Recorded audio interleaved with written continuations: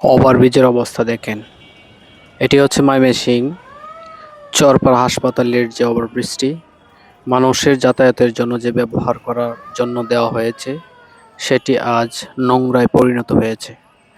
ময়মনসিংহ চরপাড়ায় রয়েছে একটি স্বনামধন্য প্রতিষ্ঠান, জনবহুল প্রতিষ্ঠান ময়মনসিংহ মেডিকেল কলেজ হাসপাতাল, যেখানে অনেক দূর দূরান্ত থেকে হাজারো মানুষ চিকিৎসা নেওয়ার জন্য আসে এবং ওই পার থেকে ময়মনসিংহ মেডিকেল কলেজ হাসপাতালে যাওয়ার জন্য যে ওভারব্রিজটি ব্যবহার করার জন্য দেওয়া হয়েছে, সেই ওভারব্রিজের অবস্থা খুব নোংরায় পরিণত হয়েছে, ময়লা আবর্জনায় ভরপুর।